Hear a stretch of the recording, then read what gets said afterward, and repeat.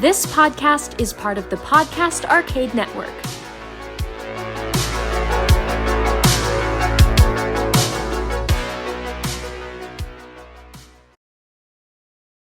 Welcome to episode 38 of Paranormal Dads. I'm your co-host, Eddie. I'm Andy. I'm Pat. And I'm your paranormal mom for today, Amanda. Join us as we go in search of the world's monsters, myths, and mysteries right here on Paranormal Dads.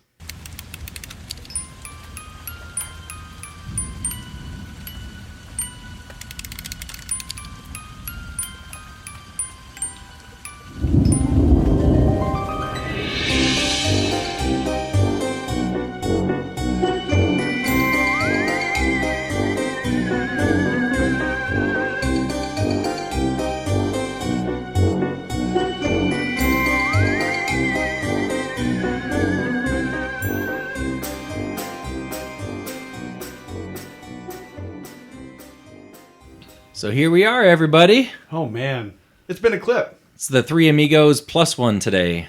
We are the four amigos. Thanks for being here, Amanda. Thanks for having me. Sometimes they had to mix it up and bring on a special guest, and she's going to be very helpful to be on with us during the main mystery, but she'll be chiming in throughout the other segments as well. We have another good one lined up for you today, and I think the scariest thing of today, you were saying, was the traffic on the way here, right? Yeah, it was pretty nightmarish all day today, so I think there was like 7 or 8 car accidents, and it was pretty terrible. It's not even a full moon anymore.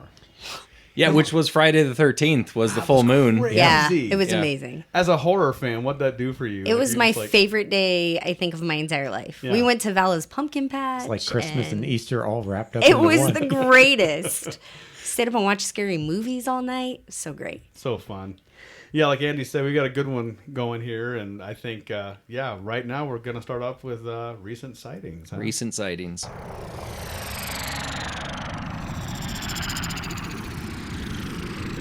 And today, as you were saying, Eddie, this is as recent as you can possibly get. Something that's literally going on right this minute. It is Storm Area 51. Naruto runners, Kyles, Karens, meth heads, everybody else. Storm Area 51 Go! day. And if you've been living under a rock, what we're referencing is out at Area 51 near Groom Lake, Nevada. There's a huge social media movement. 500,000 people strong.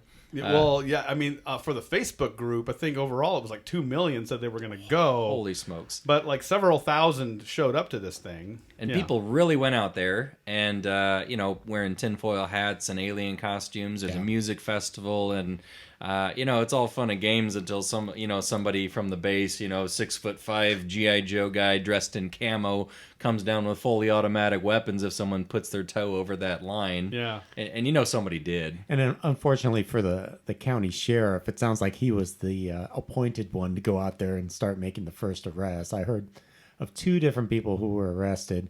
One of them might have been for public urination, but I can't remember what there's a lady arrested too. I'm not sure what that. I mean, I'm not justifying that, but it's pretty tame. Yeah. I actually saw a sign today from the event where it said, we have to rescue E.T., don't let him keep him, or something along those lines. It's like, wait, didn't you see the movie? E.T. went home. He went home. They came and got him.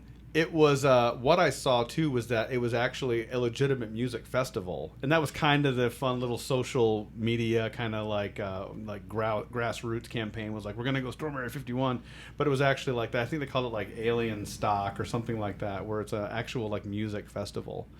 And I saw pictures of like people taking selfies with like military guards and stuff. So I think at certain, I think at certain checkpoints, and I think even there was a presence, but I think it was like more of like a PR thing, like go around, hey, listen, no one actually stormed, but we'll take some photos with you and stuff. Because there's like full camo guys with assault rifles, like slung around their arms, taking pictures with people. So it looks like it's all fun, kinder, gentler, special operations. Exactly. Is it almost like Santa at the mall where you go and if you pay $10, you can have an 8x10 photo of you with the camo dude next to Area 51? Right. Exactly. It's just what he doesn't give you is what you're hoping for. That's a bullet. Well, the funny thing that you showed me was some TV guy standing out there in the desert doing a report, and you see a Naruto runner go running right behind him.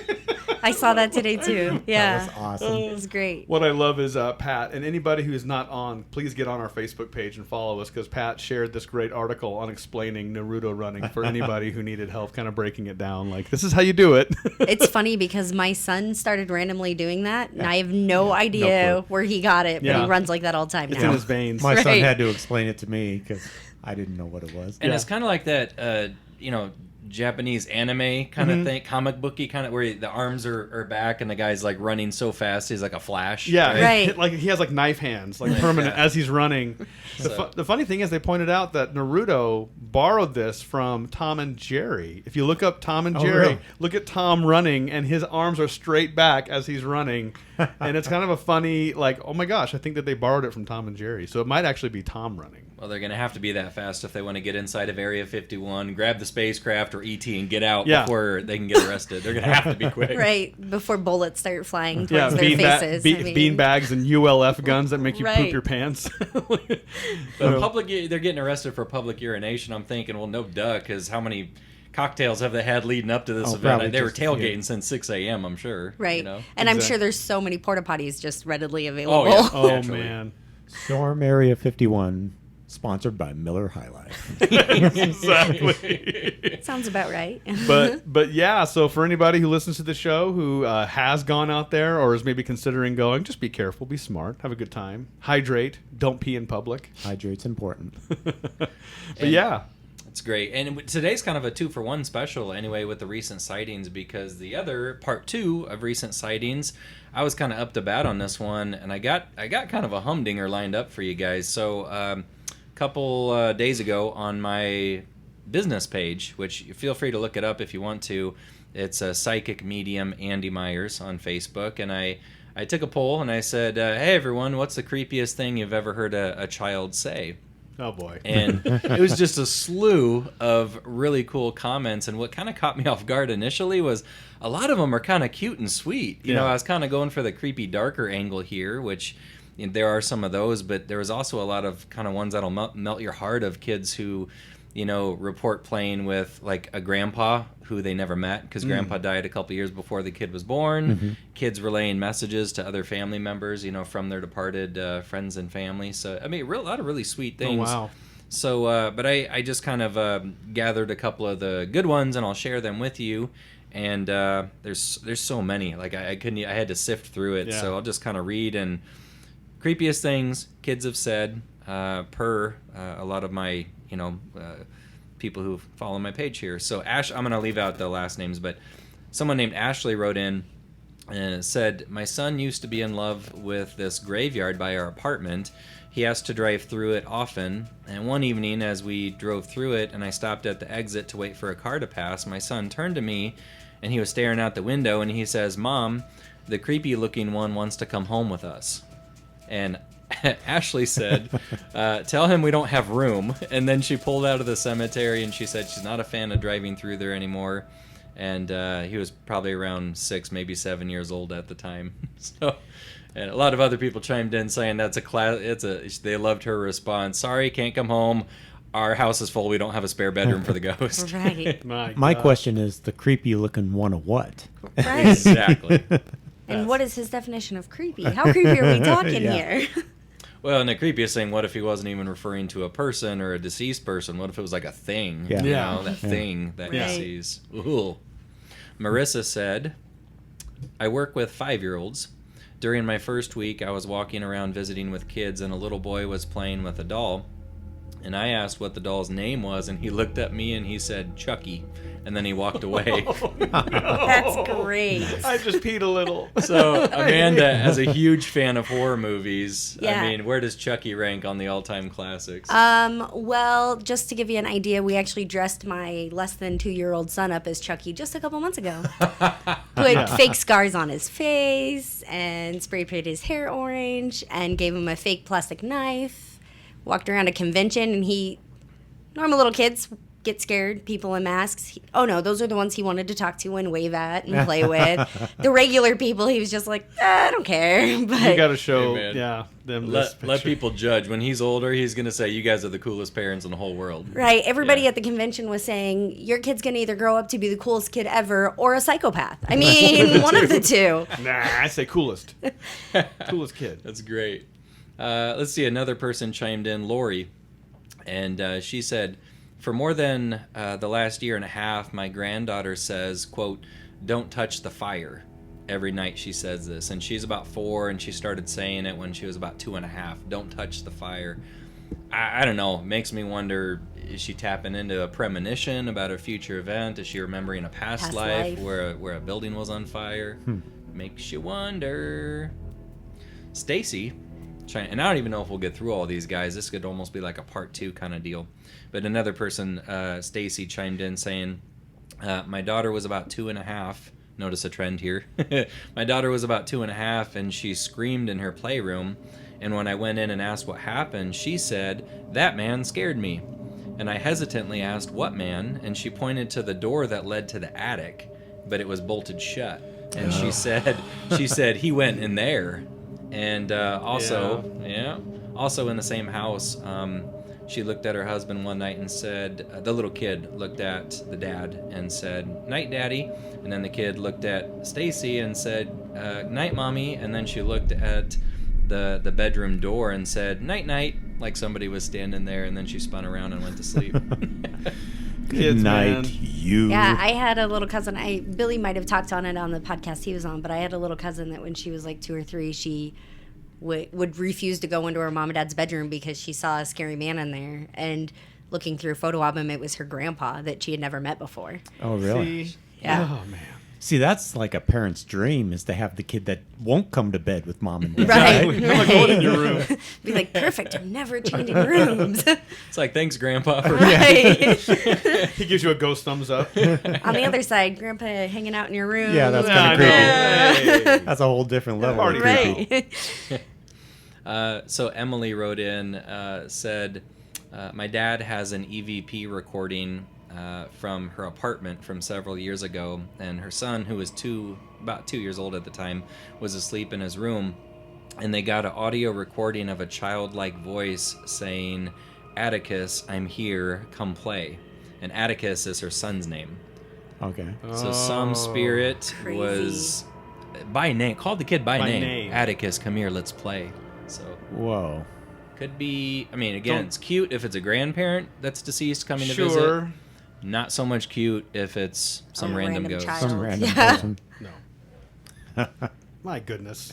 So it These must be a thing with the Emilys, because a different Emily chimed in saying, my 4-year-old son used to stare at the corner of my room, and when I asked him what he was looking at, he told me that he was looking at people that were hanging from the ceiling.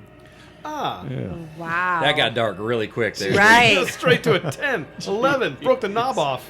Kid's been hanging out in Hummel Park. Right. Oh. What's that scary movie where there's maybe a couple different ones, but like the person that crawls on the ceiling or walks on the ceiling kind of deal? Wasn't that like Well, so American they Horror do that in Story? Insidious. Okay. There's a black demon who like hangs out in the corner of the kid's room, and the kid travels out of his body when he's asleep. Oh. And that's how the demons come into his body. Oh. Yeah, it's pretty great, but it's really creepy. Yeah. I'm sorry, man. If the entity walks on the ceiling like a spider, like Yeah. I'm out. Done. Like I'm just done. The house is on fire. The next scene is me with a can of gas and a match, smiling the whole time, like, ha ha. And he's like, Can't haunt a house if you don't have a house. he's like, forget the sage, get the gasoline. Right.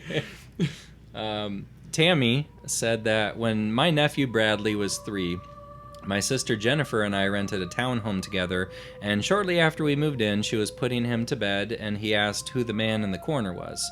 There was no man in the corner. There was no man in the house, much less in the corner, but the kid kept mentioning the man until one day Jen asked if the man ever talked to him, and Bradley's response was, yes, he tells me to hide.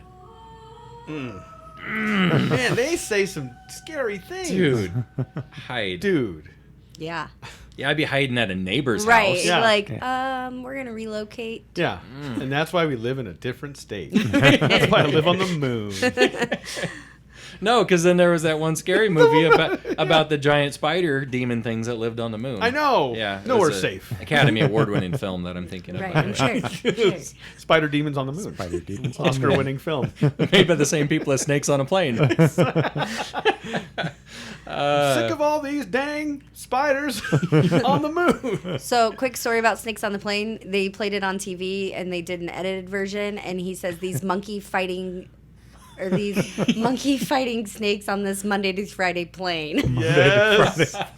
Good Samuel L. Jackson Yeah. edit there. I was like, Monkey oh my fighting Lord. snakes on this Monday through Friday plane. Yes. I wonder how long it took the writer to come up with that I combination. was like, are you kidding me right now? Bleepity bleep bleep bleep. Right. Let's go for the bleeps. Anyway. Jackie wrote in, and Jackie said, when my nephew was almost 3, we moved into a really old house. The kitchen was in the basement. One night, I was washing dishes, and my nephew started coming down the stairs. And he stopped halfway down the stairs and started to wave as his eyes followed something up the stairs. And I asked him what he was doing, and he said waving to that guy. He ended up seeing, quote-unquote, Howie a lot. One night, we were in my room looking at pictures, and he was naming people in the pictures. And he stopped, and he asked me who that little girl was. And I said, what little girl? And he pointed to the end of my bed, and he said, that one right there. And Jackie said I didn't sleep there for a week, and she ended up later having her own experiences a few months later. So it almost sounds like there's two different things going on there. Like the kid kept seeing a presence named Howie and was seeing a little girl at the end of the bed there. So why are all these like men coming to these little kids? The man in Yeah. the corner, the man Yeah. named Howie. Like, Well, Yeah. the other consistency is most of these kids are between 2 and 4 years Right. old. Yeah. That's Right. pretty consistent. Here's an exception, actually. Shay says that when her daughter was 7, so she was a little bit older, but Shay's daughter, 7, they had moved a few hours away, and she was in her new bedroom, and the kid was talking up a storm, and I asked her what she was doing, and she said, playing with a little girl in the wheelchair. And I didn't really think much of it, she said, but my daughter never heard of a wheelchair. Never heard of a wheelchair. Months later, I spoke to the owner, and turns out that she had said her young daughter passed in that room, and she had cerebral palsy, and she was in a wheelchair. So very possible that Shay's daughter maybe was seeing the ghost that used to be in that particular place. Man. So we're going to end, and I have several more, so we're just going to have to do a part 2. Can we add one of our own? Is that all right? You want Please. quick? So Are you thinking of Gwen? I am. So Yeah. you know this. Yeah. And this is a thing. And Dude. is it too scary? I'm gonna say We'll put it this way: if you have little ones listening, this is at your discretion because it's a little darker. Yeah. It's a little darker. Go ahead Yeah. though. I think it's good. Yeah. I'm gonna leave out part of it. Okay. I'm leaving out the other part. She was little, about 2 years old. Yeah. Between 2 and 3, and we would go for walks. And this is when we were already buddies. And so I didn't like come to you as like psychic Andy, help me. But I was like asking as your professional opinion. I'm like, dude, listen, like you hear stuff all the time. What does this mean? Out of the blue, and Amanda, you've noticed for a while, we don't like watch a lot of scary movies or anything. It's not a big part of our we don't digest that a lot. Right. And if we do, we don't watch it in front of the kids. We kind of make sure they're in bed and stuff like that. Right. And for Gwen, we never really did much of any of that. I mean, yeah, nothing really at all. And so nothing like this. Going for a walk with her, and she's, like I said, like 2.5. And she's like really kind of like visibly disturbed, like not having a good time. And I'm like, Gwen, are you okay? What's going on? And she's like, the babies, they're on fire. And I was like, what? And she kept going on and on about gotta save the babies. Oh They're my on gosh. fire. And I'm like, okay, well, let's talk about something else. And it's Right. the weirdest thing to have a kid who doesn't have any frame of reference. There's no reason why she would say that. We don't talk about, and we were trying to put 2 and 2 together and couldn't come up with it. So we came to you and we're talking about it, and you kind of got into maybe some of the past life stuff. Yeah. And so that's I instantly thought the same thing. I wonder if a past life, if she was at like a Hospital nursery or- or something yeah. that caught on fire. yeah. But, Sorry. I mean, no, Super it's dark. as a parent, like, what do you say? What do you say? Because whatever you're doing it's like if this was a movie, it's like record scratch, music stops, Right. Right. you have goosebumps, and you're like, how do you respond to that? Well, I'll speak Right. plain. I mean, do you think something's wrong with your kid? At Yeah. first, you're like, oh my God, like what imagery is going through your little head right now how do you have this in your head? Right. You've been alive 2.5 years. Yeah. And she was really just like overly fascinated with like injury and like oh, I don't want to do that, like, oh, careful, you'll die or whatever. And we're like, man, she's really hyper like focused on like catastrophic injury. So anyway, yeah, and it just makes you think again, past lives. Yeah. A lot of these comments, on this post that I made, they suggest past lifetimes. Yeah. Not just seeing a ghost, who used to be alive, but like a kid remembering a past lifetime. Right. Funny or interesting segue right here, because that's exactly what I suspect this next one was. Sherry wrote in saying, my 5-year-old student at preschool was putting together a floor puzzle of the solar system, and he looked at me and he said, the last time I was in a spaceship, it exploded and everybody died. And I said, what did you say? And he repeated it, same thing. Last time I was in a spaceship, it blew up and everybody died.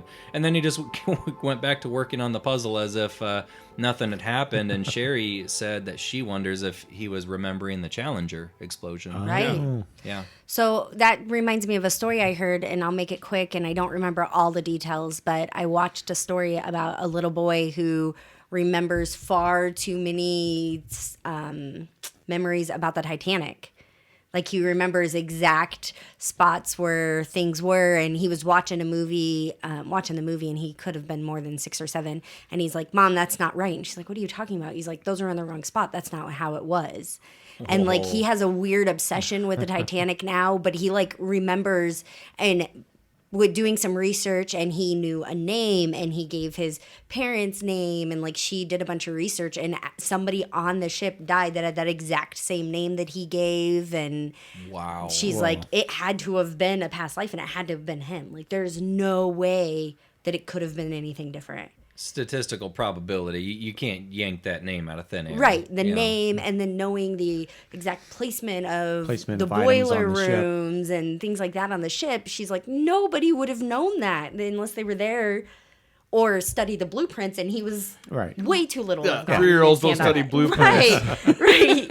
She's like, Well, Pat, he's like, Let's Pat break out did, he this was- bedtime story. right. The Let's blueprints of the roll out the Titanic. Titanic and tell me what the structural imperfections are, and like he knew all of it. Now, son, the ANSI standards for a nautical ship of this type. Right. James Cameron should have consulted him when making the movie. Oh, I'm sorry, this is not historically accurate, Mr. Cameron. The shearing of steel beams at that pressure is not correct. The spacing on the bolts are way too close together. It's just a waste. You're wasting time at that point. The kid, he's an engineer. It's like a slide rule. Okay, I'm going to end with one just because it's kind of scary. This is the last one. Perfect. Just one to make you Cleanse swallow the yourself. palate, Yeah, but not. or not. Deanna, sorry if I'm mispronouncing this. She said, when my nephew was 5 or 6 years old, he pointed at the balcony overlooking the living room and he asked, "Who's that man?" And when asked to describe him, he said, "He doesn't have any eyes." Oh, no. Why? Mic drop. I have problems with things without eyes. Even in all the horror mean, movies I watch, like that's my biggest. I agree. 100% of people. Yeah. It's like, When you look at the little like baby cats that are just born and their eyes are shut, and it looks like they don't have 'em? Don't have them. Yeah. Yeah. You're like, ugh. No. So gross. Even toys that don't have eyes. I'm like, boogity. Even Put eyes those- on that thing, quick. Even those little like statues that they make that are supposed to be like sweet, and I have to like draw eyes on them. Like I cannot Yeah. have it with. Ugh. Have you seen that thing where they take a scary thing and they put googly eyes on it, so it instantly makes it like Less whatever. threatening. Yeah, Makes you a little giggly. whatever the scary movie poster is, put googly eyes on the person, and then it makes it better. that's awesome. That'd be especially funny if it was a gremlin, I think. Yeah, yeah, just Googly eyes. yeah, Googly eyes on it. Exactly. On You're it? fine. Oh, See the okay. googly eyes peeking out from the sewer grate. No, the googly eyes coming at you. Yeah, you're less scared. Right, that should have been what it Clown did. has a lazy eye. Oh no, he kind of did. I was gonna say He had that in weird the- kind of eye in drift. the remake, he like did that. It was Ugh. gross. Yeah. Well, you had all kinds of good submissions there, Andy. That was a good one. Yeah, they just keep going. So we do polls and ask questions. So a lot of engagement. So again, if you want to hop on there and read more yourself, you can find that on Facebook under Psychic Medium Andy Myers. But I thought that'd make a good recent. It wasn't a sighting per se, but it was a recent happening. That's recent. So Right. Anyway, and terrifying. sleep tight, everybody. Thanks, Andy. It's time for pop, culture, and the paranormal.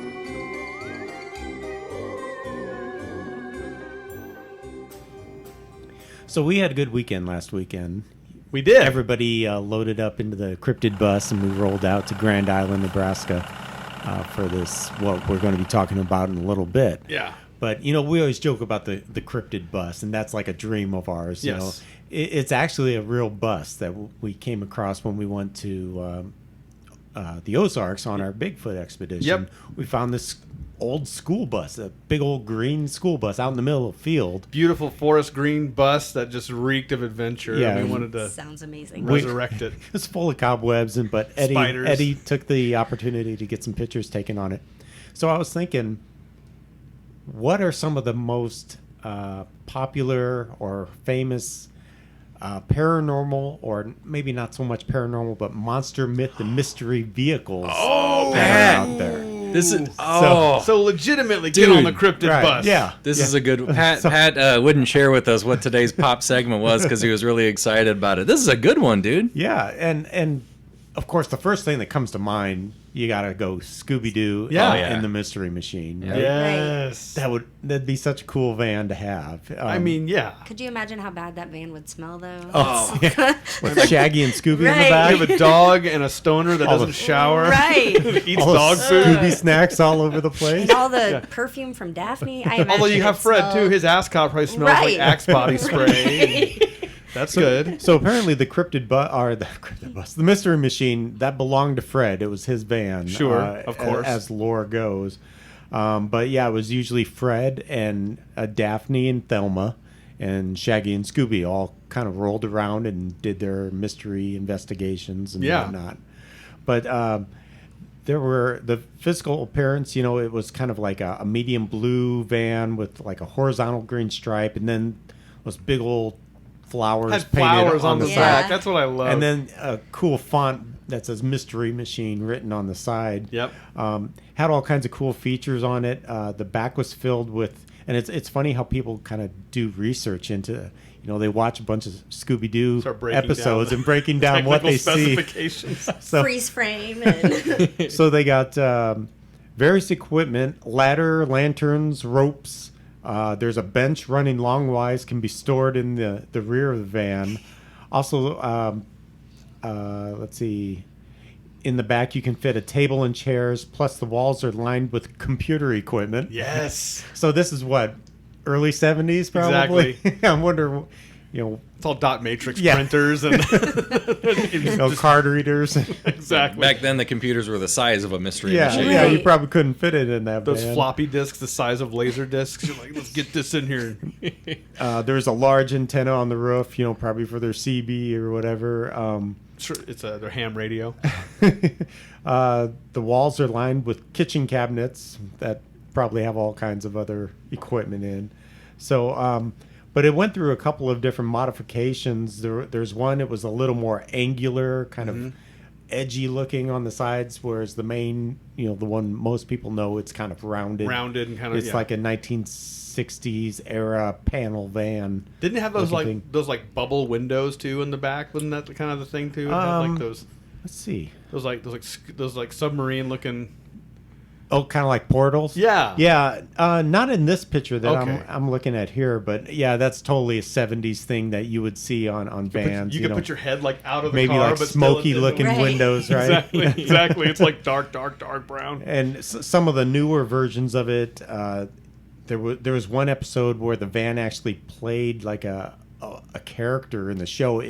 It became possessed. Oh, nice. And it had like dragon wings on it. And, Oh, and dude. the Yeah. headlights were kind of like evil eyes. Oh no, the possessed mystery The machine. possessed van. I wonder how they solved that mystery and got the van back to normal. Yeah, because I think the common theme of the show was that all the I almost feel like it was skeptical writers because There was never it was never paranormal. Like they debunked it. It was Right, a they down to always earth debunked explanation it, yeah. each time. A was lot a of couple. the newer ones, Were they a little they're bit more paranormal Gotcha. stuff. Yeah. But yeah, all the old ones, it was, ooh, let's pull the mask off that old guy. right? They had a couple, I remember, of the originals where they had, like, they pulled the mask off and they were like, look, it's the old farmer. You kids try to ruin my land. And then but then at the end, you see another creature kind of poke its head out like, "Rrr." So it was like, because sometimes they had a couple of the old ones Right. that ended in a weird, like, oh, snap. Right. These kids thought they finished their job. They just started, so it's a great cartoon. Of course, the second one I thought of Oop. is the Ectomobile Yeah, from Ecto-1. Ghostbusters. Ghostbusters. Yeah. Ecto 1, the license plate said. It's kind of interesting because you listened to the Joe Rogan podcast with Dan Aykroyd, and, It's a and great so did episode. I. Yeah, if you like, if you're interested, especially with Dan Aykroyd and his history of the all things paranormal. Yep. It's a good listen. It's very salty. You don't want to listen to it with the kids. Yeah. But Adult ears only. and they're also drinking his Crystal Skull vodka. his It's vodka. so good. Is it good? So good. Okay. And I was listening to it, and I was actually listening. It's like a 2-hour podcast, so I'm listening to it at like 1.5 speed, to get through it a little faster. Yeah. And at one point, I slowed it down, and it sounded like it was at half speed, but it was at normal speed. It Yeah. was because they'd been drinking for the past hour. Oh, no. And their voices were starting to slur, and it was funny. But That's funny. But it was really interesting. Aykroyd was talking about vehicles that he owned, some really cool old vehicles, and I almost wonder if this Ghostbuster Ectomobile was fashioned after one of the vehicles that Really? he owns. It was kind of like an old limousine kind of a thing, but they also used it as an ambulance back in the day. Yeah. They call it a limousine, but it was actually used oftentimes as an ambulance. And then they had all kinds of gear up on top of the van or the car. Yep. You never really saw what that was for, but a lot of the time, or actually on some of the cartoons, they had like a plasma gun or Yeah. something up there that they could go to Yep. when they got the really hard to get ghosts, Exactly. But Reminds me of like those World War II planes with the guy like sticking out the roof with a machine gun, Exactly. shooting things, but instead you got the laser beam shooting a ghost Yeah. out the top roof. Yeah, the guy strapped to the top of the car. Just keep driving. don't cross the Gig. streams. So we've got that one, and then I also thought of the Addams Family. Yes. Oh no, I'm thinking the Munsters. Munsters. The Munsters had the cool one. The Wasn't Addams it the Family. Munster-mobile? Is that what they called the, it? Or? The Munsters Coach is what they Okay. called it, but it kind of looked like a hot rod, Right. but then it had like a convertible open back. So it was almost like up front it was convertible, and then there's like almost like a stagecoach looking thing in the middle. Yeah. And then a rumble seat kind of in the back of the vehicle. That was where Grandpa sat, wasn't Yeah. it? Yeah. Grandpa. But the Munster coach, I think, was a lot cooler than. There was also the Addams Family had a van too, and that was kind of like a convertible. It wasn't a van. It was like a convertible limousine. It was a here it is, a Packard V12. Oh. So a V12 engine. V12, That's jeez. like the same engine they put in the P-51 Mustang. Yeah. An airplane. But I think and that's what they've that got- guy used to fly out to try to prove the Earth was flat. They've got one of those Fired up. big old like round horns, So instead of honking the horn, you got this thing you squeeze, This giant bulb. giant bulb, and Yes. that's how you honked it. But it wasn't nearly as cool as the Munster coach. It had these fancy hot rod wheels and big fat tires in the back and little skinny ones in the front. A couple years ago, Very we cool actually went vehicle. to a haunted house and met the guy who played Eddie Munster, and there was the Munster card there. Oh, was it? So we could get pictures with it, and it was pretty awesome. Oh, fun. Great. So what do you guys like better? Do you have a preference between Addams Family and the Munsters? It depends on the day. I love the Addams Family just because the dynamics in it, but the Munsters are more like the Brady Bunch. Yeah. You know what I'm saying? Like, Yeah, no, I know what you mean. For me, I like them both, but just my comedic sensibilities puts me right towards the Munsters. It really does. Yeah.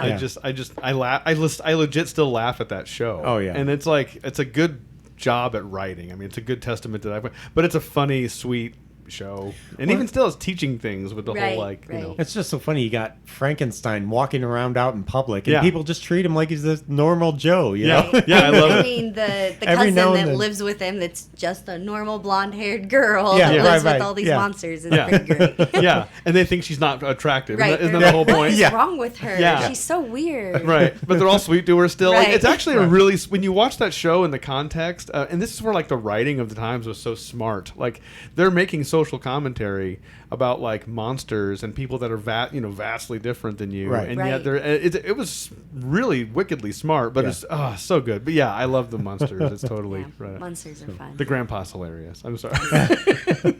The notion of the cantankerous hoot living in the basement.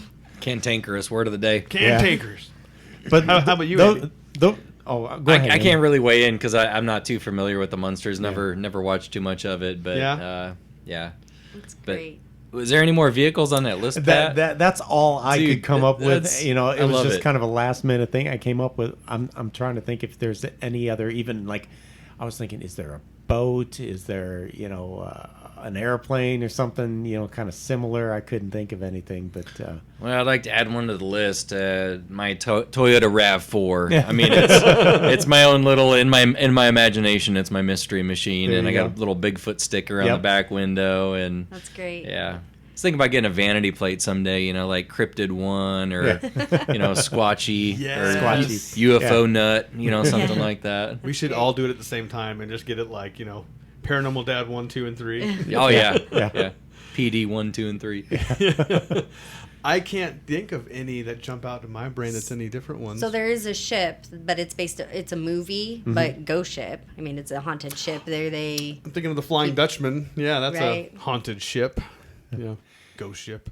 speaking of ships, Colton's really chomping at the bit to get together and talk about the Queen Mary. Dude, he's all about the Queen Mary. He's been wanting to loves do this that. one forever. So my son Colton, he's well aware of the lore of the Queen Mary, which is docked near San Diego now. Yep. And it's been there for quite some time, but it's notoriously haunted, especially one particular stateroom that you can actually rent out and stay in overnight. The waiting list for this place is like, it's a book, it's long. But It's almost like the Stanley Hotel. Like right. it's just Yeah. everyone wants to get in there and check it out. And then every Halloween, about this time of year, they get it ready and they have haunted houses, That's in this awesome. ship. That'd be fun to do. So it'd be really cool. So we'll have to get together and do that episode one of these days. There you go. That'd be fun. Didn't you guys get out there when you were out in California too? We didn't go there. We didn't see it. Oh, No, okay. we were in the neighborhood, but yeah, that was a little before he kind of picked up on it, and I wasn't aware of it at the time. So We'll have to add that to the paranormal road trip. there you go. Sounds like great. Can I come on this Yes, paranormal that- road Yeah, trip? That's what that'd we be need to awesome. do. The more the merrier. Load up the We cryptid will. bus. Get the crypts. That's why we need a bus. Right. Put all of our friends on there. We need a bus that converts into a boat. Just Amphibious cryptid bus. there you go. We're trying to get the bus to be haunted so it can turn into other things. Please possess our bus, That's funny. or don't. Oh, don't. Thanks for rounding that one up, Pat. That was a good one. And now it's time for the main mystery. All right, here we are. We got our recent sightings, got our pop culture and paranormal. Have our special friend here, Amanda. I've known Amanda now. What now? Has it been 4 years? Probably. Yeah, Probably about that. it feels longer. Yeah, 2016. So maybe not even 4 years yet. It's funny with certain friends how you can like meet each other and kind of just like you've almost known them your whole life. You know Right. what I mean? And I think there's people who are more open in that and stuff like that. But but that's at this table. At least I can speak from my perspective. I feel like I've known you guys my entire life. Yeah. You know, I have known Pat for almost 20 years. Now. Yeah. Well, it's funny because I knew your wife first because Yeah. we dropped the kids off at school, and Yeah. then I'd run into you at parent night or whatever. And, Right. And one thing led to another, and Here we are. Yeah, here we are. Well, I've known Eddie longest because I was friends with him in a past life. Well, so yeah, Oh, so- I got you all had beat. to There we go go. there. Yeah. And But One-upsmanship, right? but what I'm getting at is like when you have friendships like this, you tend to do like different things over time, and kind of, and with our group, it's no different. Like, but our stuff is kind of more over the top and kind of bonkers. Yeah. And you can only do so many things. You can only, in Amanda's case, like do so many creative projects, like film projects and other creative ventures, before you start getting like invited to help out with something like this. And we get invited to help out with to perform a ghost hunt at a local movie theater, and in this case, the Grand Theater in Grand Island, Nebraska. Mm-hmm. And so we go as the Paranormal Dads to do this thing. And it was the Grand Mini Con, and so we go to the Grand Mini Con, and it was almost like an event that was it's kind of a cool thing for us, at least, because the ghost hunt was a closed to the public kind of thing, but we all knew it was going to happen. So it was almost this cool kind of like dual-sided coin thing, where by day we're doing all this fun times and having a good time with all the nerds and kind of promoting the podcast, Yeah. and also talking to other podcasters who are there and artists and And fans. Yeah. And Oh, fans. and speaking of fans, shout out. we met a lot of people, and we got to give a shout out to Raina, who's one of our loyal listeners from Was she from North Platte. Is that where she was from? She was a Turbo fan. Raina. North Platte. North Platte. Yeah. And she stopped by, met us. We just had a great time, took some pictures. She told us she even wrote a report about us a thesis. for school. Yeah. So, I mean, talk about, we're honored. Yeah. That was awesome. So that was probably my favorite moment of the trip. We just had such a great time. It's totally one of mine too. Just meeting her and getting a picture with her, and we gave her a signed copy of a book, and it's just nice to know that people care so much about this podcast, and it gives us kind of incentive to keep cranking out new episodes. So. Keep making new ones. And speaking of making new ones, we also are going to be featured as guests on the Pat and JT podcast here in Omaha. Yeah. Coming soon. So stay tuned for that. We're kind of super honored to be asked to be guest on that show. So thanks to Andy for kind of talking to them about us, but thanks to Pat and JT as well. Yeah, we're totally excited about that. That should be a lot of fun. Yeah, we're like humbled that we're going to be on that show. Pat and JT have been around, on radio for years and years, and well respected in Omaha, and I've become friends with them over the years, and now they have their own podcast that's wildly successful. It has a loyal cult following, and we're going to be on there coming up pretty shortly to talk about some spookies. And the last little piece here, too, to talk about real fast is we are launching our Patreon pretty darn soon.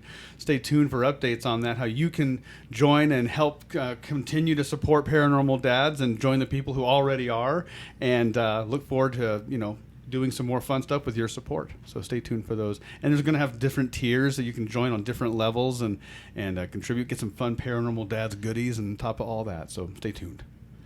But with that, we're at this event, we're doing these things, but the whole time in the back of our heads, we know we're going to do this ghost hunt at night. And we did a pretty good job. Like, it didn't get out there. A couple of people asked us about it, and we're like, well, it's a private event. We can't have a ton of people here doing a ghost hunt. So the night comes, the movie's done, everything comes to a close, and people are leaving, and they're cleaning the theater, and we're getting ready to do our ghost hunt. Yeah.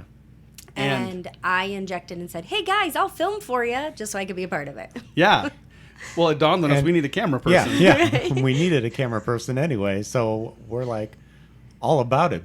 You've got filmmaking experience, for goodness sake. We couldn't have asked it for anyone better. Well, it's a double whammy because she's also a paranormal fan and is open to these experiences too. So and it was she was basically the caboose in our Scooby-Doo and our Scooby-Doo line. The three of us have the equipment and the tech and the flashlights, and Amanda's kind of following behind us with infrared, the whole time. Wait, does that make me Scooby or Shaggy? That's a good question. yeah. All I know is at one point in time, Eddie jumped into Pat's arms and he's holding him like a dog there. True. Yeah, exactly. True. So, to give a recap of the night, what we started off in the initial theater. Well, we started off up in the lobby, and we just did. kind of we were going over some of the equipment. We had a little bit of equipment that we brought with us. We had some walkie-talkies. We had a K2 meter to kind of register radio frequencies. Andy kind of kicked things off with a little kind of pep talk or some ground rules Best practices. Best practices, exactly. Andy's the only one with experience between the three of us, so. Well, my I tried to quarterback it, but my advice was pretty simple and sweet. It's like, use your intuition and don't do anything stupid. Yeah. You know. Right, but that's what you need at a time like that. Yeah, someone to remind us what to do. And by the miracle of modern technology, we can actually give you some of that little pep talk Andy gave us. So listen to this. All right, shall we get going? All right, let's do it. Andy, you're the psychic medium. Let's Couple pep talk ground rules. So first of all, let's trust your vibes. Use your intuition. Use your head. Use your senses. And the more you can kind of be calm and use this instead of this, I think the more evidence we're going to find. Holler if you need backup. Radio us if anybody hears anything strange. Or if we feel like we need to regroup to a different room altogether, that's cool too. We'll just let our intuition guide us. Okay. Go team. We're gonna Scooby-Doo the hell out of this. So when I see something, I just get on the walkie-talkie and say, "Ray, it's looking at us." What do I do, Ray? All right, here we go. Okay, so there we go, Andy, setting us straight on our trip down into the theater. Yeah. So we go into the theater at this point. We're in the theater, and we are... It was gorgeous. It was a Yeah. gorgeous theater. I mean, when you walked in there, didn't you feel like you were just in like you stepped back in time almost? Yeah. I mean, As soon as I stepped foot in there, first thing in my mind is I have to make a movie here. It's so gorgeous, and it would just capture great. And not only is it like this old theater with old architecture, and just you could tell just the quality that went into developing this place. They've also added new features like some LED lights and things to really make some of these features pop. Yeah. So it was kind of like old and new joined together, and it was just a cool place. Yeah, it's gorgeous, and it does kind of set your imagination on fire. And this is why I realized when we turned the lights out, or pretty much all the way out, it's good for us, not so much to set some sort of creepy tone, but you're not seeing as much stuff, so your other senses start to kind of wake up a little bit. You're hearing things. You're more sensitive to your surroundings when you can't start looking at all this eye candy around you. And so we're in the theater, and we're using... Pat was the super smart tech guy, and purchased, and we have the I almost called it the PK meter. It's the EMF. EMF. Or EMF, yeah. Yeah. And all it is just detecting electromagnetic fields. That's all it's doing. And we were even using it as like a just straight technical device, holding it up against like outlets and other things that would obviously kick out some form of EMF. And it was performing exactly that. You could see it light up to red when you were near a thing that you knew had electricity in it. And then otherwise it had a baseline of green. And then we were using that as a way to kind of establish our baseline. And I was kind of surprised at that baseline because it was solid. It was just green, and it didn't budge. Yeah. There was no change in it whatsoever, for probably the first half hour we were down there. Yeah. The one thing that I noticed, and I tried not to, and this is one thing, this is my actual first ever official ghost hunt. Like I've had little tiny weird things like we have all had in our lives, but a thing that this is like, we're calling it what it is, we're intentionally doing this. And so I don't know if you guys noticed this, but like you said, that K2 meter stayed steady the whole time. Mm-hmm. There was one point in the theater where I had it on an armrest, and I was like, okay, kind of doing the vocal work, saying, if you're here, let us know, touch this device, get near this device if you're here. I did notice that one thing I did notice about it when it got near an electrical device was it just lit up. Mm-hmm. It didn't do it gradually. It was like, whew, depending on the strength of the field, it would light up either all the way or hit a certain, but it wouldn't like gradually. It would just go, light up. Yeah. When I said that, when we were sitting in the front of the theater, right, and I had it on the armrest, I noticed the second light. The base light green stayed on the whole time. Mm-hmm. The second light next to it slowly came up. Do you remember that? Yeah, I do. It slowly came up. And I'm like, that's weird because it hadn't done that yet. Right. You don't want to hang your hat on that, but it was something that was interesting. What's behind this curtain, guys? They're exits. They just lead out to the back. I mean, like behind here, is it just the screen or what? Yeah, it's a screen, and then there's some like It's a shallow kind of stage, I think. Okay. Oh, we just had a spike. Did you see that?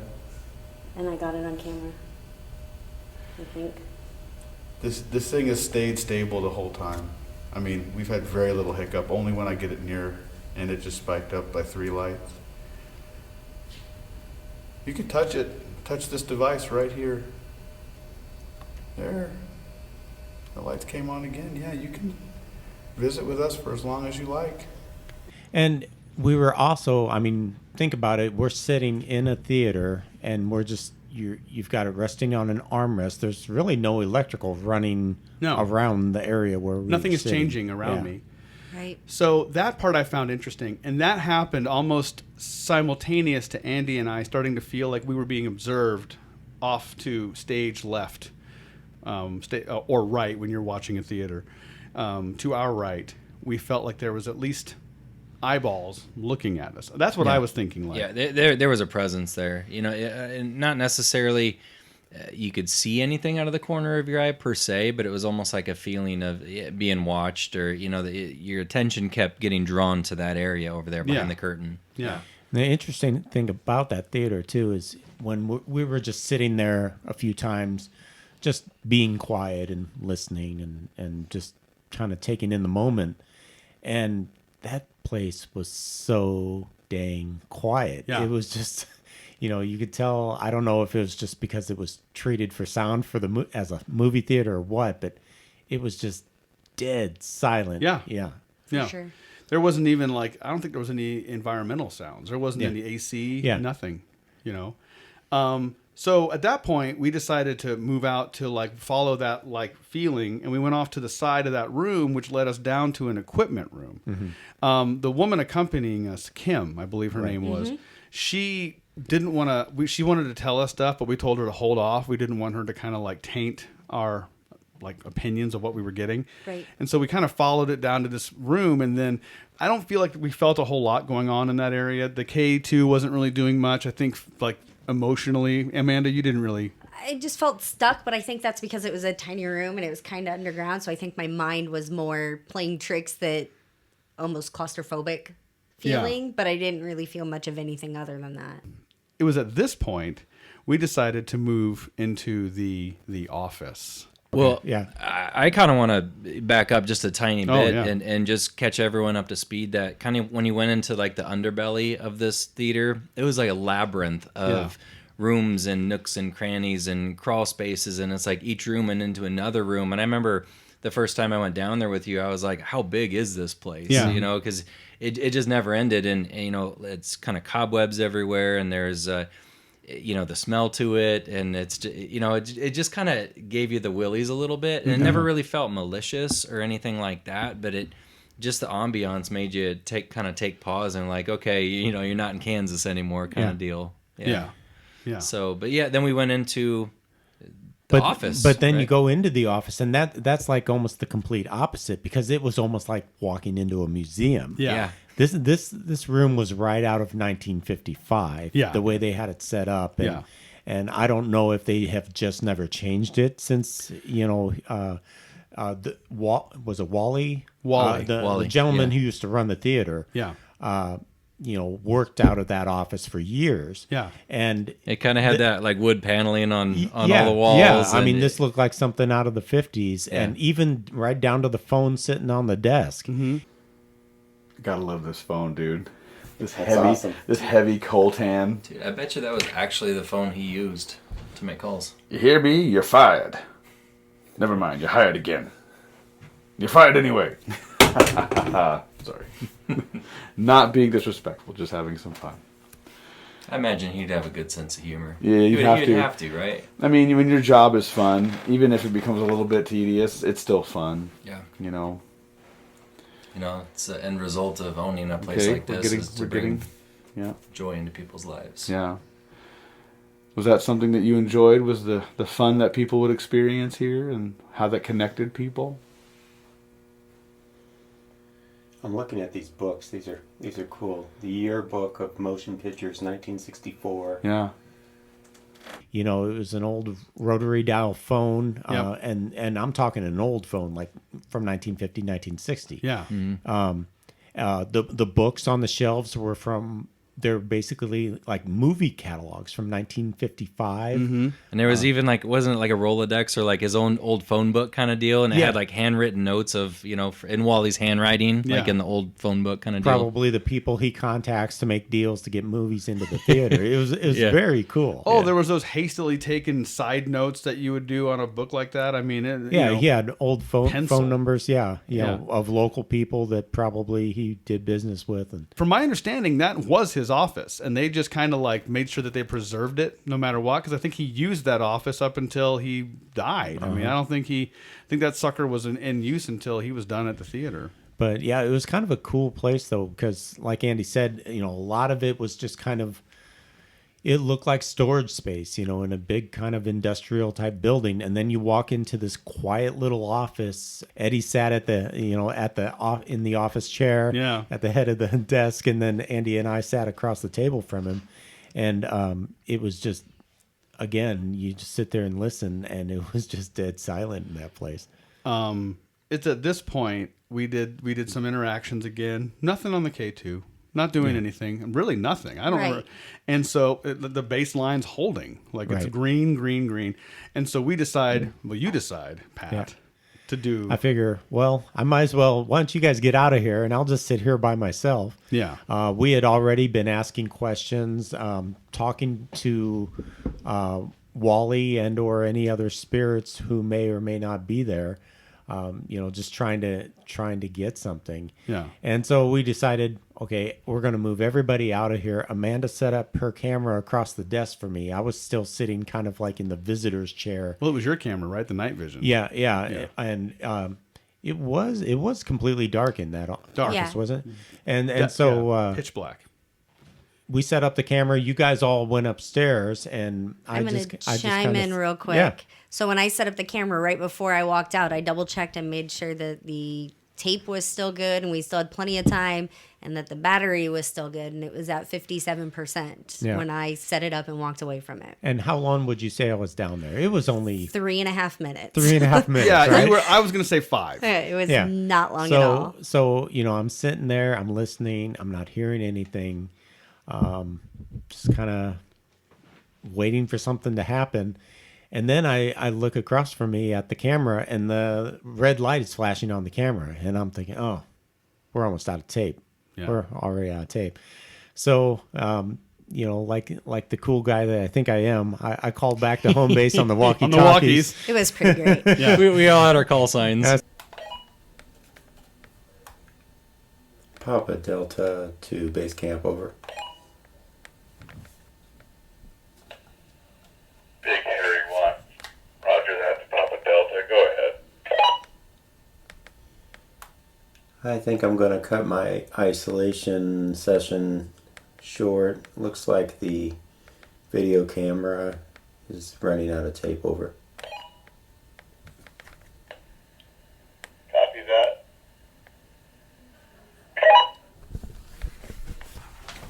It's me. Yep. I got some more tape I can use upstairs. Okay. Is that why it's flashing red? Yeah, I'm pretty I'll sure grab it's... it.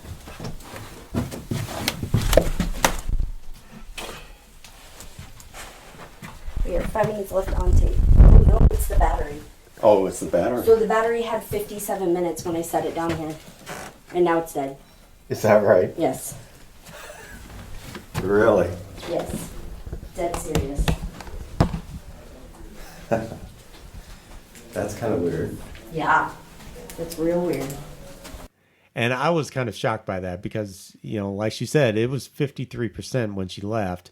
And this camera I've had for quite a while, but it's always been tried and true. And that battery lasts forever. We used it on a Bigfoot hunt. We had it going all night long. Out in the elements in the cold. And never had issues. No. With that being said, so I purposely was monitoring the battery life as we were filming throughout the whole night. So I was watching and I was like, okay, we've been filming about 5 minutes, and I look at the battery life and sure enough, it went down by 3 or 4 minutes. So it was right on par with where it should have been. Right. There is no reason that by the time I said this is almost out of battery, that it died. Yeah, in the span of 3 minutes, that battery was gone. 57 to nothing in 3 minutes. And I pretty much took that camera out of commission for the rest of the night because we had to go recharge it on the charger, and it takes a while. But, this is what happens. You hear of these cases all the time where you get into paranormal hotspots and, due to the spirit activity and due to the energy in the place, electronics just malfunction. They stop working.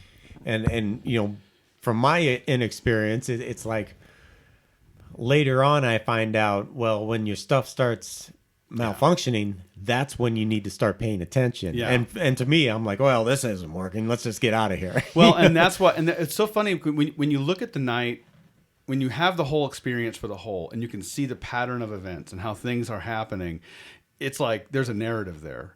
And then, but at the moment, like you're saying, the tone was, it was a long day. We were all tired. Yeah. We were all, it was all like an adult. It was like a parent's weekend away with no kids. So we were like, we were up late the night before. A couple of drinks. And it was just, it was one of those things where people were ready to go home, Yeah. And I get it. But I hate to say, I was so out of gas. Me and Pat both. We were like, Andy man, and I were just you had no poker faces at all. I could tell. These guys are tired. And I wasn't there the night before, so when I get there, I'm like, let's do this. And everybody's like falling asleep, and I was like, what is going on? What happened last night? Too much. So it's at this point we were like, well, there's one more spot. I mean, this theater's huge, but as far as like sections of the theater, there were three main parts we wanted to hit. We wanted to hit the theater, which we did, the office, which was kind of a point, and then we wanted to hit what they call the catacombs, which is the halls that you're talking about and all that. And just being down there in the catacombs, it had strange things going on its own because it's a movie theater. Yeah. So they've got all these movies coming in, a lot of them horror movies, a lot of them monster movies, and they have all this memorabilia and props lurking about. Yeah. There was one time Amanda and I walked into a room, and here was what was it? Was it Lurch's head? Lurch's head from the Addams Family or Munsters? Or Fester's head sitting on the shelf. Yeah. Just sitting on the shelf, and we, it's dark. Yeah. We shine a flashlight on it and about jumped out of our skins. Yeah. Right. Another place right under the projector booth, we found a doll. A doll. Yeah. Which I found out the doll's name, by the way. Oh, really? Shasta.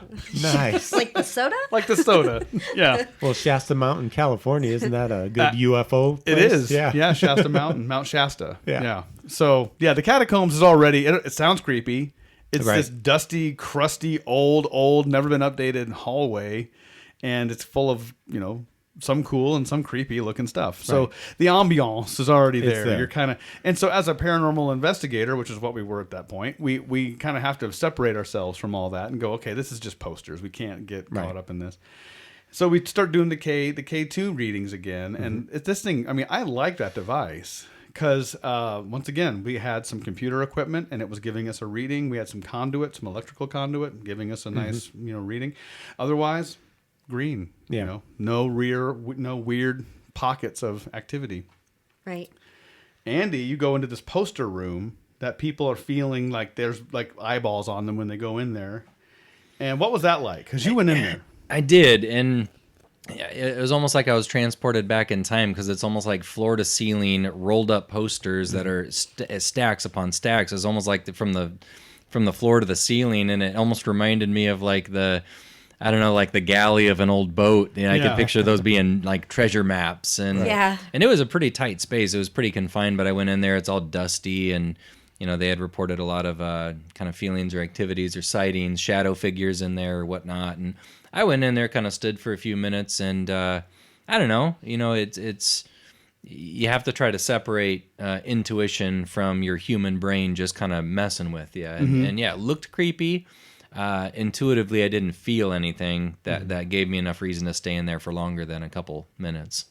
Didn't we get a weird hit on the K2 at that point, though? Didn't someone see That's the why lights? he went into it. Yeah. So the K2 kind of jumped for a second, and so we're like, hold on. Let's and then go in Andy there. went into the room, Yeah. and nothing happened while he was in the room. Yeah.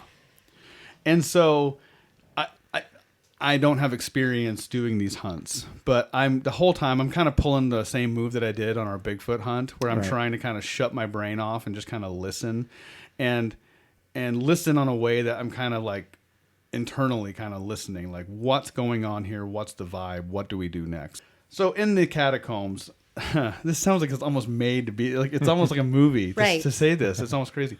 So there's this one utility hallway that leads back, and there's to your right, when you go back there, it gets, essentially it's like it gets older and less taken care of, you know, because there's less reason to. There's equipment, it's old, it's doing its job properly. It's kind of like your furnace room in your house. Unless you have to be in there, you're not in there. Right. So it is what it is. That's to your right. To your left, the hall continues, and there's a brick wall that there's a hole cut in. I think they were looking at trying to expand it at some point, but decided against it. And in that was another room. And at some point, when Doug gave us the tour, Doug is the man who's kind of is plugged into the theater and helps out with the volunteer work and coordinates the comic convention. The idea was that they were going to kind of cut a hole in there and see what they could do with it, maybe turn it into storage. They didn't know. They opened it up, saw it has a dirt floor, and nothing really in it. There's no electrical conduit. There's a water pipe that extends through the above your head, but that's it. Otherwise, that's it. So at this point, we all get into that room. All of us, all four of us, get into this room. And Amanda, you're rocking with the cell phone camera Right. now. And we decided to start doing a little bit of, work with the K2 and see what happens. I think all of us were in that room for what, like 2 minutes? Yeah, it was probably less than 5. Yeah. And you guys were like... And then we were like, okay, we're done. tired. Yeah, we're done. Eddie was on point, and Andy and I were we were done. Yeah, I just wanted my blanket and my pillow, dude. Yeah. And so they said, we're going to go up. We're going to just call it, you guys. And so Amanda and I opted to do an isolation session, essentially, as close as we could. Because, Right. you were running the camera. Yeah, and so in this room, it's almost L-shaped. Yeah. If you would, because like a Tetris block. Right, like because the chimney is kind of in the corner, and so you've got a little bit of an L shape. So I'm sitting kind of back in the corner, and I move where I can see Eddie straight on. And it's just the two of us, and it's really quiet, and Eddie starts asking questions. Mind you, the meter is solid green. Green. No moving, nothing. Solid green. Right. So we start just doing any questions, and we're not getting a lot of responses still on Right. the K2. And I'm even kind of poking my head into the chimney. We'll call it the chimney for now. Right. Poking my head and looking around, and not really much happening. And it's at this point, and if you actually, and we have this on video, so you're going to get some of this audio peppered into this. Right. And Andy's actually putting together a fun movie with this, so stay tuned for this. But so you'll be able to see this in multiple formats. If you listen really carefully, and I've listened to it, you can hear it once, you can't hear it the second time. Right. You hear the slightest little tapping on this pipe. Right. And we both hear it, and it's an alien sound because we've been in this room for a while. We've kind of acclimated to the noises in there, and this noise is definitely standing out as something different in the room. Right. And at that point, you're the one that asked the Right. first question. Yeah, I just simply said, was that knocking you? Not the noise upstairs, because we could kind of hear everybody upstairs. I said, that tapping, was that you? And the K2 Jumped. lights up. Lights up. Yeah. Doesn't just do a couple little lights. I mean, it goes up. It doesn't go red, but it gets the light right before it. Just whew. And we both stop and look at each other and we're Right. like, okay, that's something, right? So we start doing more responses. And I say, let's play a game. We're going to treat this like a yes-no kind of thing. You kind of simplified it. You dumbed it down a little bit. Yeah. We can play a game where this device, you can use it to tell us yes and no. You can leave it alone, let the light stay the way it is, don't touch it, and that could be a no. And if it's a yes, then you could just make it light up. And the way you make it light up is you just touch it. Just get up on it and put your hands on it, come around it. Just get near it, get near me, get near Amanda. And we can use this to say yes or no. Right. Yeah. And we even started with like a personal thing. I'm like, my name is Eddie. That's a yes. And then a no would be like, I don't like cooked mushrooms or something like that. Right, right. And then you said, My name's Amanda, and I don't like slimy fish or something like that. So you're doing an icebreaker session. Right. Yeah, Right. that's all, you know Essentially. what? I mean, Loosen it up some. somebody My name watched- is Eddie. I don't like mushrooms. My name's Amanda, and I like apples. Right. Sorry. No, that's perfect. And so we get a response, and so we do the yes no thing, kind of setting the example, and then we go. So we're going to ask you some questions and light this thing up for yes, and leave it alone for no. And someone even made fun of me. They were like, "Man, your tone totally changed. You sound like Mr. Rogers, the ghost hunter." But my mindset was, be nice, man. I don't like that whole like, "Come at me, ghost, you stupid ghost." Like, come on, Right. what are you doing?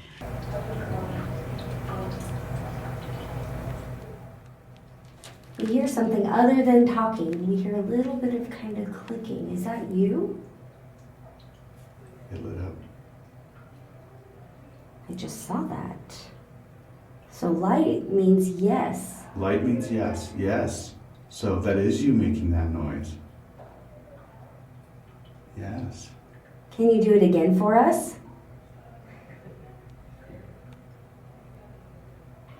I heard it. Good job. Thank you.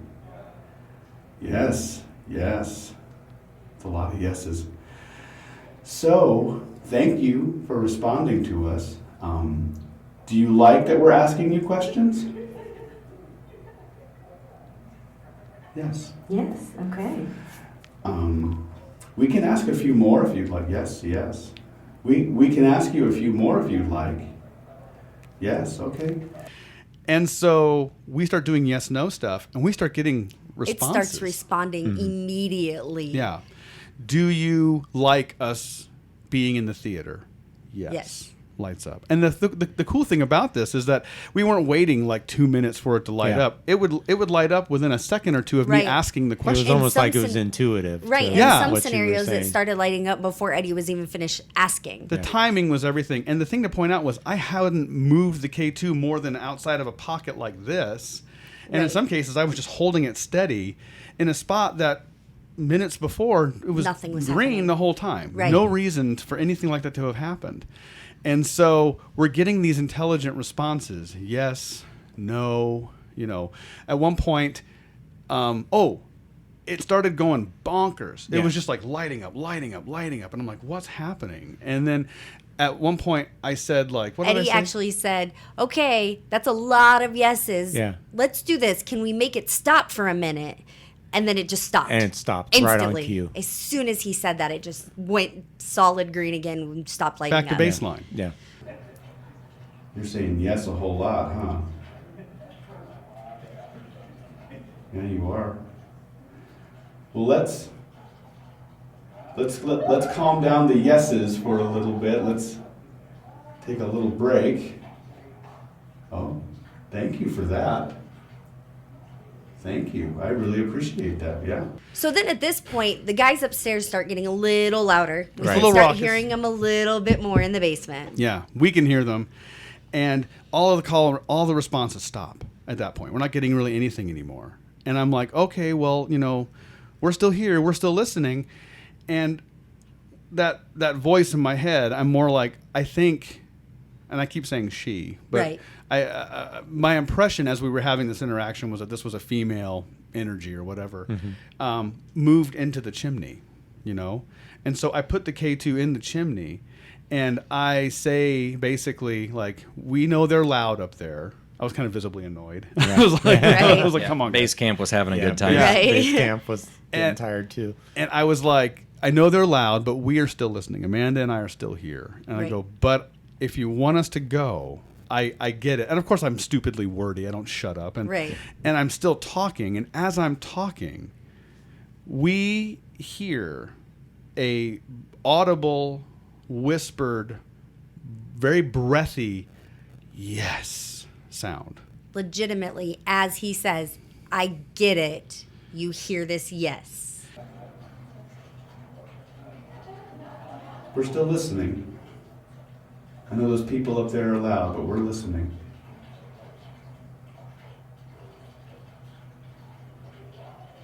Are you still with us?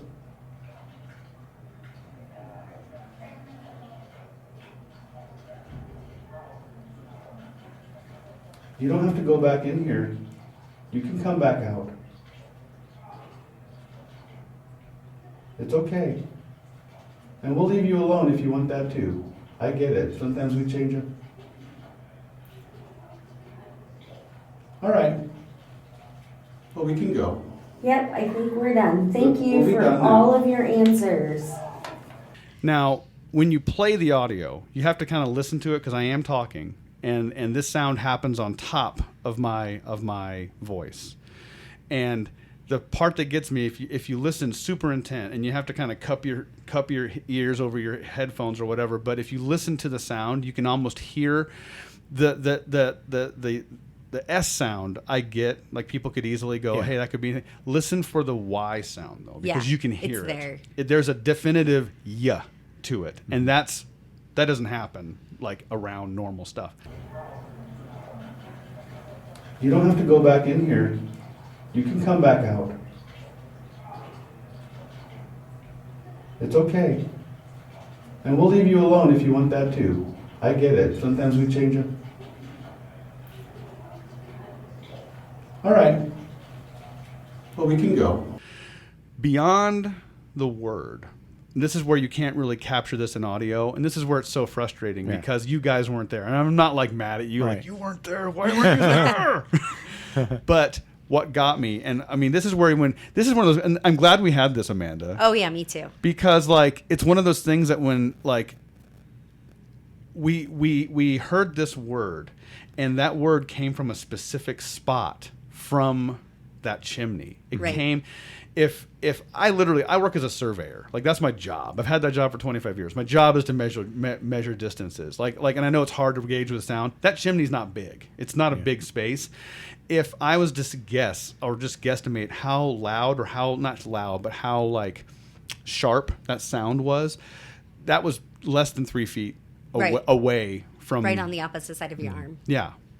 And it had direction. Like, if you said, where did that come from? I could point right to the spot where I heard that sound. It wasn't something around us. It wasn't some ephemeral thing that, I heard a noise. It was pinpoint sound. Right. And then that's when we locked eyes, and it was some next level stuff. Right. Instantaneously, Eddie and I both look at each other, was like, wait, I heard that. Did you hear that? Like, without saying anything. And that's the interesting thing. You're not going back and listening to audio after the fact. Right. You heard it in your ears. Right. Yes. And we also picked it up on the video. recorder and on video as well. The audio recorder picked it up too? Oh yeah. Okay. Yeah. I haven't heard that part.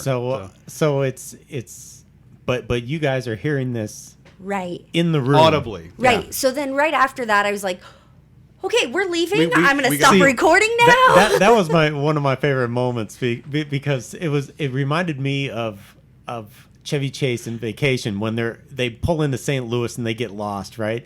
And they're driving through this rough neighborhood in St. Louis and not sure where they're going. They hear a gunshot and he's like, roll him up. Exactly. And that's kind of what Amanda did. Roll him up. Amanda's like, okay, I think we'll leave now. And my thought is this, and it's odd that Eddie said that he kept referring to it as a she. He felt like it was a she because I was feeling the exact same thing, and neither one of us had said she at that point. And we're asking it questions, and it's responding, and it's like, yeah, this is fun. And then it's like, it stops, and we ask it, do you want us to go? And it says yes.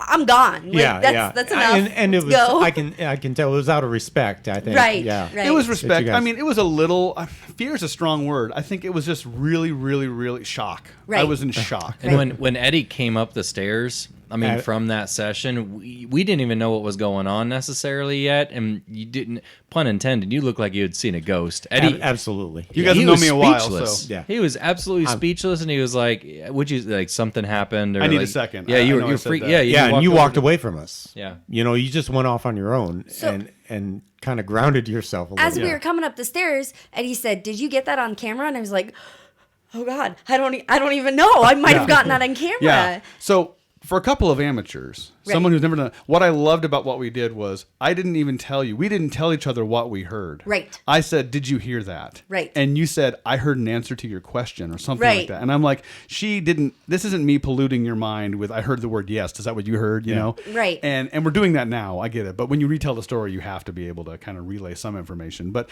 in that moment, it was like we didn't have to like convince the other one of what just happened. Right.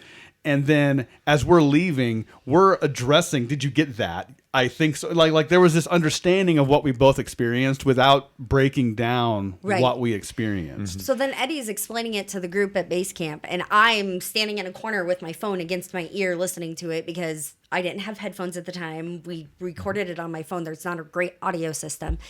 And even then, like, my heart is pounding out of my chest. I can visibly see Eddie, like, shaking almost because of all the energy running through your body at that point. Yeah. And I hear it on my phone. And I was like, oh, guys. And then we were able to play it. And a lot of the guys there even heard it, even just coming off my tiny phone. Yeah, I heard that. They're like, yep, it's there. There's a couple of people who I've shown it to, and I get it, because there's this thing where, like, you heard it, you have a story, you have an experience. There's not just an experience, you have some form of evidence as well on top of that.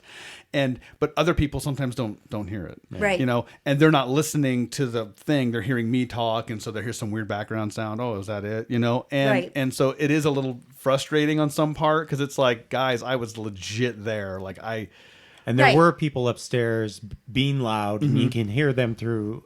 Oh, there's a little bit of pollution happening in that audio, but it's different. But it is different. So and I was talking to somebody about it, and I was like, it's different. So Eddie was in the room.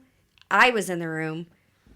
I didn't say it. Eddie's in the middle of a sentence. Yeah, he clearly didn't say and it. And it came out of and that it came chimney. out of that corner. It's there's something so Blair Witchy about that. I mean, right. You know, about that room in general. Yeah. Right. The voice, and I don't mean this to sound extra creepy, but it's gonna land that way. The voice was so crystal clear, like just. It is whispery. It's a very breathy yes. It's not like this distinct yes. It's very much like, you know, yes. You know, it has a very openly wide sound to it. But it was so precise. Like, it was just so, like, there that I fully almost expected to see a face. Right, me too. That's what I'm saying. Too. Like that was the next thing my brain was like, there's a face there. Yeah. So there wasn't, but that's how clear it was in my brain that I'm like, you're gonna see a face now, because that's what that noise came out of, was a human mouth. Right. And as I'm filming this, sorry to interrupt. As I'm filming this, and I'm looking at it through my phone, and I hear that, and I thought the same thing. I was like, I have to look with my eyes, not through the phone, in this hole, and I'm gonna see something. Mm-hmm. Like, I just knew that I was gonna see a shadow or a figure or something. Right. It was so unreal. Yeah. Now, one piece of audio I do want to, like, listen to and review, and you'll probably, hey, listener, you'll probably hear this again on this very podcast, but in that exchange, in that little window, because it's about a 3-minute window of when we start getting the reactions to when that we hear that yes. At some point during that exchange, as I was showing some people at work who really wanted to hear this and see this, I heard a laugh. Do you like that we're asking you questions? Yes. Yes, okay. We can ask a few more if you'd like. Yes, yes. We can ask you a few more if you'd like. Yes, okay. And it was hard to tell if that laugh was coming from the raucous animal house upstairs or if it was in the room, because the thing is, you do have a baseline of noise coming upstairs, but it's all very muffled. Mm-hmm. And this giggle comes from a different spot, and I can't tell if that's just a weird anomaly from the party going on upstairs, or if that was something else. But I kind of want to listen to that again and kind of more critically. But that breathy yes was something that was just, it landed hard. So, I mean, in the moment, is it like butterflies? Did your body just go ice cold, or was it almost like disbelief? Like, it was both for me. Right. It wasn't disbelief even. It was almost confirmation of what was kind of happening. Right. So I kind of going back a little bit, when it was just Eddie and I in the room, and he started asking questions, I felt the need to move closer to that exit, the hole in the wall. I don't know why. I was just like, And I even say while I'm recording, I'm like, I'm going to move over here and give you a little bit more space because I just felt the need to do that. And then I am very skeptical. I want to believe in the paranormal and I want to see these experiences. But I'm the type of person watching Ghost Hunters saying, no, that's clearly just a shadow from the moon, or that's clearly just the electrical wire going behind them. You're grounded. Right. And you have to be. And not to cut you off, Amanda, but I think that's one thing I took pride in doing this project, this investigation with you guys, because none of us, I mean, the four of us and Kim that was with us, no people from our party is one to fabricate or blow it out of proportion or get overly dramatic. Right. If we didn't get any evidence, we didn't get any evidence, but we were going in there giving it the old, the old college try. Right. So yeah, you have to be grounded, and it makes me wonder: was it intuition that was causing you to back off and get closer? To the Right, exit? and that's what I'm thinking. So I went and I actually been to the Villisca Axe Murder House a ton, and that could be a whole nother story. But everybody feels stuff and sees stuff, and I walked through it and I was like, nothing. Like I've got nothing. There was just something about it, and like Eddie said, it wasn't fear. Yes, there was excitement because it was, oh my gosh, we just heard this and I need to go tell somebody. But it was more so, I think that it was a female and it was almost comforting. But she, to me, almost felt like, okay, guys, I'm done. I've had enough. Give me space. And I just felt like, all right, we've got to go. It basically, like if my grandma were to say, shut up and get out of my face. Like, you know, that same sort of, I didn't feel scared. I didn't feel in danger, anything like that. But I felt like we have to give this person their space. First of all, like Eddie had mentioned earlier, you go to seclusion in the bottom corner, the furthest point away, because there are people there. Mm-hmm. And I almost feel like whoever this was started in the theater with us. Yeah. And gradually got pushed further and further and further down into the basement. Mm. And at that point I was like, I don't want to make this entity feel uncomfortable or upset. So I'm just going to go and thank you so much. I feel like I this is where you go with your feelings, and this is where I feel like I understand now when people like have experiences and are like, this is what it is, because like that's what it is to them. But my strong feeling is that we were essentially chasing this entity, and we cornered her. Yeah, we had her cornered in a way. And I think there was some degree of curiosity. I think there was some degree of like, I'm used to there be people being here doing normal people-y things, going to movies and whatnot. This is not what people normally do here, so I'm kind of curious as to what's going on, hence the battery getting drained. I think when you look at the narrative of our experience overall, when you look at how we started getting some mild K2 hits, something kind of weird, we started feeling some kind of, just kind of a little bit of a watched presence. You have your battery get completely drained, and then we go in and we get a full-on kind of disembodied voice that has a pinpoint direction of sound, where it's like, I don't know how a parabolic dish, I don't know how you would have been able to pinpoint where that came from, but I feel like we kind of cornered what was there. I almost wonder when we got that spike in the hallway, was that entity kind of making her way past us into that spot? Like, okay, this is a super creepy area. They're probably gonna, not that that's the narrative in that entity's head, but like, this is a spot most people don't go in, so I'm gonna hang out here. Oh crap, they came here too. Okay, well I'll just wait them out or whatever. Yeah. But yeah, I mean, it was one of those things, much like you, like, and I'm a person who's very much in the middle, which is why I love this show, and which is why like I love doing what we do, because it's fun to kind of have these conversations and say, oh, what if that was cool? What if it's real? Let's go find out. And all that.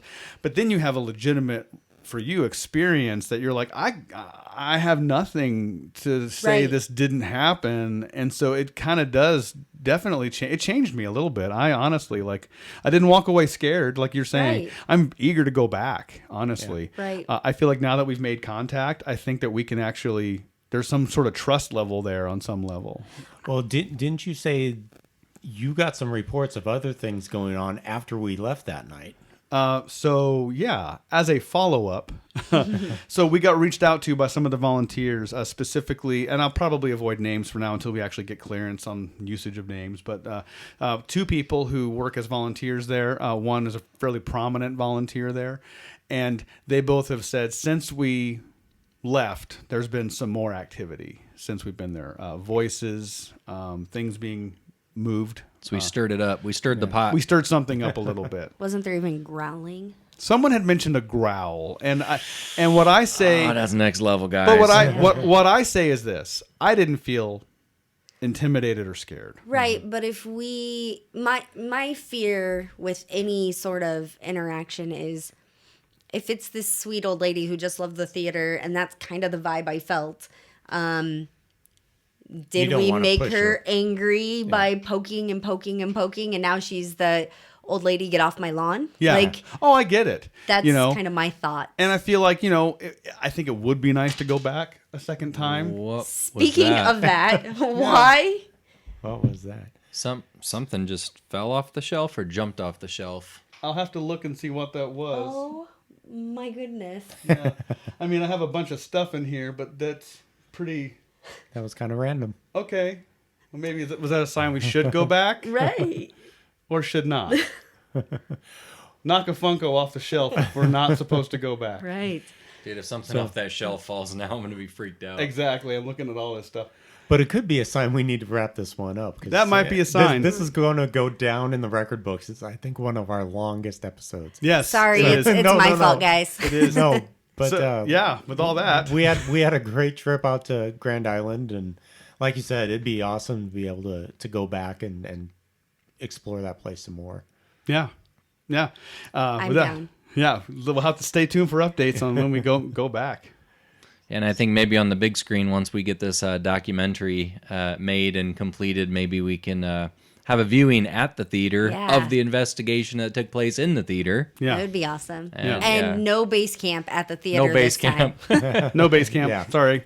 Yeah. We may have a base camp, but it's going to be like two people who are legit Right. into this and want to help us Using out. their number one voices. Exactly. Inside Voices kids. Well, thank you everybody for listening. Be sure to check out all our social media, Instagram, Twitter, Facebook, and now we are available on YouTube. Yes, we are. All of our episodes are now uploaded on YouTube, and going forward, that's another place where you'll be able to interact with us and listen to our show. So very big thanks to our special guest, Amanda, for being on. Thanks for sharing your take of it. And you had to be on because it was a special experience that you and Eddie had. And Thank you so much for having me. It was unforgettable, that's for sure. Oh, man. Right. Until next time. Until next time, sleep tight, everybody. Thank you.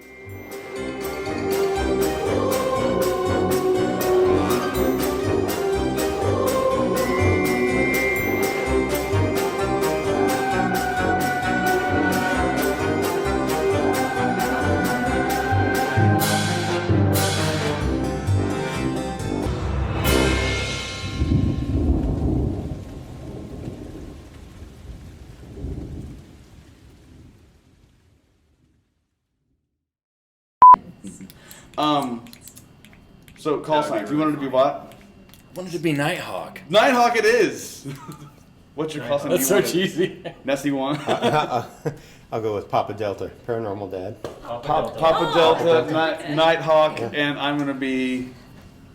What did you say? Big and hairy. I said big hairy one. Big hairy one. You don't have to be hairy. BH1. So BH1. Papa Delta. Do we need to write these Not to be confused with No, this is Yeah, exactly. BH1. Yeah, do we need to write these down? Nighthawk to base camp. This is base camp. Go ahead, Nighthawk, over. Just can't get used to that name, Nighthawk, man. It's good. It's wonderful. It was great. I love it. It's a great call sign. Was that you guys out there laughing, making a ruckus for a hot second about a minute ago? Roger that, Nighthawk. Sorry. Over. I think I picked up somebody's stomach growling. That was me. It was definitely me. I will tell. So one thing I do like, one thing that we've avoided for the most part, and I think it's probably good that we continue to avoid it, is openly farting on the show. Sorry. At least it wasn't a fart. Right. Better out than in. Yeah.